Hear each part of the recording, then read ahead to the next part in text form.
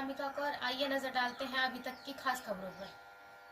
हाँ, अरे भाई देख लो कैसे, हम नहीं देख रहे क्या देखेंगे, देख तो रहे सब। इस दौर में हम नामवरी देख रहे हैं, फूलों के हाथ में बिछुड़ी।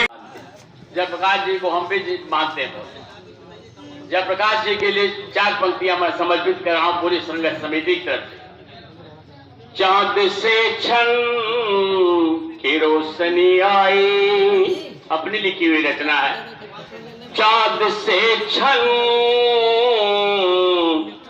की रोशनी आई, गम हुआ दूर अब खुशी आई।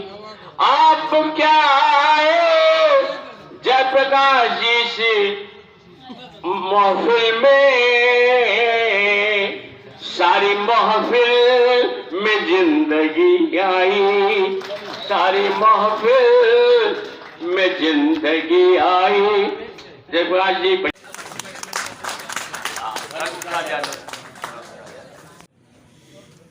सर, जो कार्यक्रम आज किया गया आप लोग के द्वारा किस संदर्भ में किया गया है? आज का जो कार्यक्रम है पूरे प्रदेश व्यापी संघर्ष कार्यक्रम हमने भी घोषित किया है। पूरे ऊर्जा क्षेत्र में आजकल जो है लोकतांत्रिक सरकार जो पूरे देश और दुनिया में एक भारत लोकतांत्रिक देश कहलाता है, उत्तर प्रदेश में ऊर्जा क्षेत्र में लोकतंत्र का पूरी तरह हनन हो रहा है। बिजली के कर्मचारी, अधिकारी, अभियंताओं के साथ लगातार अनाचार, अन्याय और उनकी सेवा शर्तों में गिरावट करके उनकी उत्पीड़न की कार्रवाइयाँ चरम पर हैं। इसके साथ ही जो उत्तर प्रदेश के आम उपभोक्ताओं को बेहतर उपभोक्ता सेवा के लिए व्यवस्था संचालन के लिए मनी मटेरियल इत्यादि चाहिए, इन सब का घोर अभाव है। इन हालात में कार्य की जो दक्षता लगातार गिरावट हो रही है। टॉप लेवल पे जो मैनेजमेंट बैठा हुआ है, व्यवहारिक लक्ष्य न दे करके, व्यवहारिक समीक्षा न करके लगातार धरातल पर लोगों के कामगारों को पूरी तरह जो उन्हें प्रताड़ित करने का कार्य कर रहे हैं। इस व्यवस्था को फेल करने का कार्य किया जा रहा है। पूरे देश में अगर कोई विभाग है तो पावर सेक्टर लोगों की जीवन का आधार है।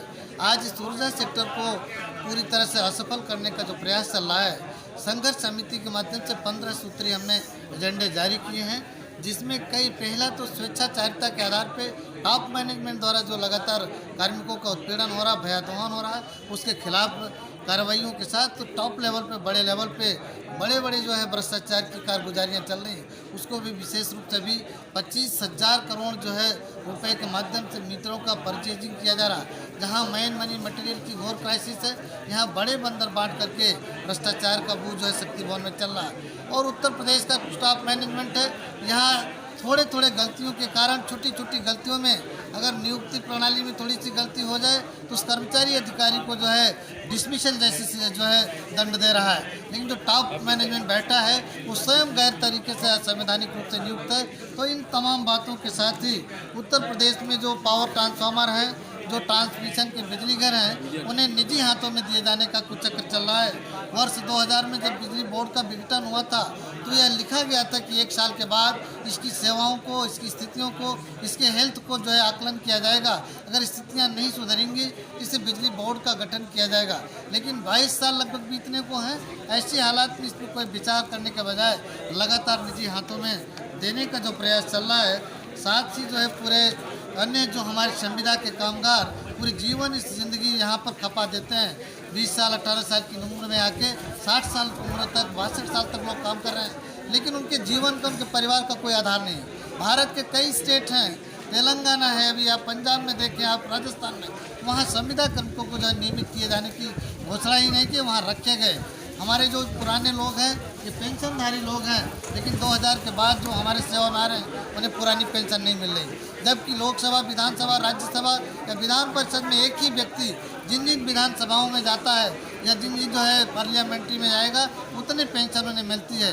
लेकिन यहाँ 40 साल 35 साल जो है नौजवानी में आकर के काले गोरे गालों को लेके, काले गालों और तमाम व्याधियों को वापस होके जाता है। उसके परिवार के लिए कोई पेंशन की व्यवस्था नहीं। इन तमाम बातों के लेके हम प्रदेश व्यापी संघर्ष कार्यक्रम कर रहे हैं। हमें एक सुविधा मिला करती थी, अभी भी हालांकि मिली है।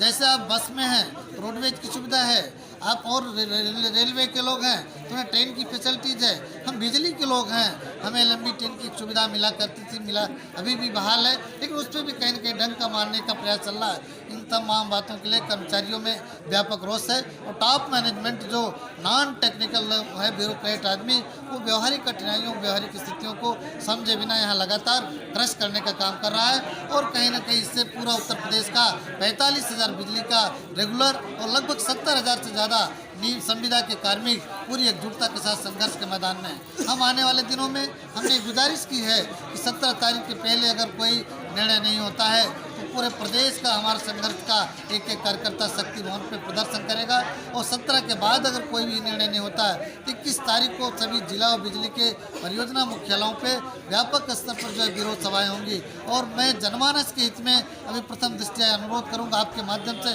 माननीय मुख्यमंत्री जी को और उत्तर प्रदेश के प्रबंधन को, ये जनता का जो है जो जनादेश मेला है, सबका साथ सबका विकास और सबका विश्वास की ये एक सरकार है, तो ये ध्यानाकृष्ट हो और यहाँ उत्तर प्रदेश की बिजली के उपभोक्ताओं की सेवा बुरी तरह प्रभावित न हो। अन्यथा की दशा में 29 तारीख को पूरे उत्तर प्रदेश में 1.25 लाख जो बिजली के नियमित और रेगुलर कर्मचारी मिलाकर संविदा के लोग इस सड़कों पर होंगे। स्थितियाँ क्या होंगी, इन सब से आप लोग रूबरू होंगे। मैं उत्तर प्रदेश के यशस्वी मुख्यमंत्री माननीय श्री योगी आदित्यनाथ जी, उत्तर प्रदेश के जो मुख्य सचिव और सरकार और प्रशासन से यही अपील करने आया हूँ, अपने लोगों से भी अपील करने आया हूँ कि आप जनता के प्रति हितैषी हैं, जनता से बेहतर संवाद करें। जनता के प्रति हमारा, चूँकि गांधी जी कहा करते थे उपभोक्ता देवो भव, इस सिद्धांत पे हम काम करने वाले लोग भरोसा करते हैं, लोकतंत्र में भरोसा करते हैं, लेकिन हमारे हक अधिकारों और हमारे साथ अन्याय उत्पीड़न होगा तो हम बर्दाश्त के काबिल नहीं होगा और सड़कों पर उतरेंगे, स्थितियाँ बिगड़ेंगी।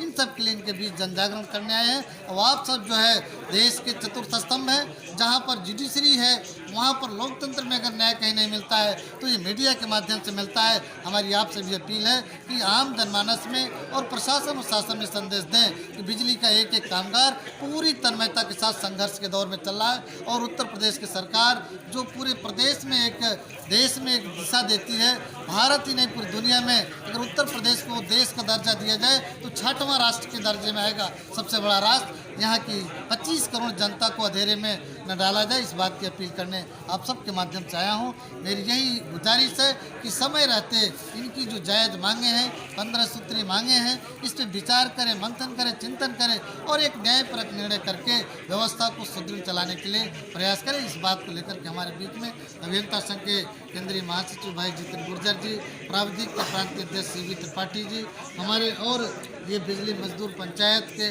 या अन्य संगठनों के हमारे भाई पांडे जी, ये सारे लोग हैं। यहाँ के स्थानीय जो प्रतिनिधि श्री प्रेमी जी का वाकई में प्रेम हर एक कर्मचारी, हर एक आम जनमानस के साथ है। सब लोग मिलकर के आप सबके बीच में इस कारवां को आगे ले जाएंगे। बहुत बहुत धन्यवाद। जय हिंद, जय संगठन, जय भारत, जय संगठन। परिचय देते हुए बताया कि कार्यक्रम के दौरान गुर्जर, उत्तर प्रदेश राज्य विद्युत परिषद अभियंता संघ महासचिव। तो आज ये जो कार्यक्रम हो रहा है वो विद्युत कर्मचारी संयुक्त संघर्ष समिति के सभी 17 सेवा एवं सब संगठनों के द्वारा एक साथ संयुक्त रूप से किया जा रहा है। ये कार्यक्रम जो जन जागरण कार्यक्रम चल रहा है वो 3 नवंबर से लगातार चलकर 28 नवंबर तक चलेगा। ये 3 नवंबर में बाबा विश्वनाथ की धरती बनारस से ये कार्यक्रम प्रारंभ हुआ था। उसके बाद मिर्जापुर क्षेत्र में हुआ, अनपरा ओबरा परियोजना होते हुए अपना प्रयागराज हुआ, प्रयागराज के बाद अयोध्या, उसके बाद गोरखपुर और कल कैसको हुआ था, आगरा हो गया। उसके बाद आज हम लोग आजमगढ़ की धरती पर बैठे हैं। हमारा मुख्य मांग ये है कि जो स्वेच्छाचारी जो प्रबंधन है, जो अपने तानाशाही और स्वेच्छाचारी रवैये के कारण पूरा जो ऊर्जा निगमों को जो आर्थिक क्षति हो रही है, जिससे सभी कर्मचारियों को जो है काम करने में मुश्किल हो रही है, प्रदेश के सभी उपभोक्ताओं को बिजली देने में दिक्कतें आ रही है। इस प्रकार के मनमानी और स्वेच्छाचारी प्रबंधन को तत्काल यहाँ से नियमानुसार हटाया जाए, क्योंकि आप सभी को पता है कि हर यहाँ पे चयन की एक प्रक्रिया है जिसके तहत IAS के जो चेयरमैन है, MD हैं और डायरेक्टर हैं, उनका चयन होता है। लेकिन इस प्रकार का जो MD और चेयरमैन जो आए हैं वो पूरी तरीके से अवैध तरीके से नियुक्त हैं, तो उनको हटाया जाए तथा चयन प्रक्रिया के तहत चयन किया जाए। और उसके बाद हमारे 3 पदोन्नति पद के जो वेतनमान होते हैं जो पहले मिलते थे 2009 से पहले, वो रोक दिए गए हैं, उनको तुरंत बहाल किया जाए। कर्मचारियों की सुरक्षा के लिए सुरक्षा कानून 2018 से मसौदा बना हुआ पड़ा हुआ है, वो अभी तक पास नहीं हुआ है, तो उसे कैबिनेट से पास करके उसको लागू कराया जाए, ये हमारी मांग है। और हमारे संविदा कर्मचारियों के जो हमारे भाई है जो कार्य कर रहे हैं, लगभग 70,000 की तादाद में है, उनको तेलंगाना सरकार के द्वारा जो है जैसे नियमित किया है, उसको उत्तर प्रदेश सरकार भी नियमित करे। अगर इस प्रकार की मांगें हमारी अगर मान ली जाती हैं तो हमारे कोई दिक्कत नहीं है। लेकिन अगर सरकार जो हमारी न्यायोचित मांगे हैं अगर उन पर विचार नहीं करती है तो हम 11 तारीख से 17 नवंबर जो है उससे शक्ति भवन पे अपना अनशन करेंगे। उसके बाद 21 नवंबर को 2 से 3 घंटे का जो है विरोध सभा होगी और 22 नवंबर से वर्क टू रूल का कार्यक्रम चलाया जाएगा और उसके साथ साथ ही माननीय जनप्रतिनिधियों को भी जो है अवगत कराया जाएगा कि ऊर्जा निगमों में क्या स्थिति चल रही है। उसके बाद 28 नवंबर को मसाल जुलूस का कार्यक्रम है और उसके बाद भी अगर ऊर्जा प्रबंधन और सरकार हमारी न्यायोचित मांगों का समाधान नहीं करती है तो 29 नवंबर से पूरे प्रदेश के बिजली अभियंता कर्मचारी, संविदा कर्मचारी तथा जूनियर इंजीनियर सभी लोग अनिश्चितकालीन कार्य बहिष्कार पर चले जाएंगे। इसका समस्त उत्तरदायित्व ऊर्जा के शीर्ष प्रबंधन का होगा।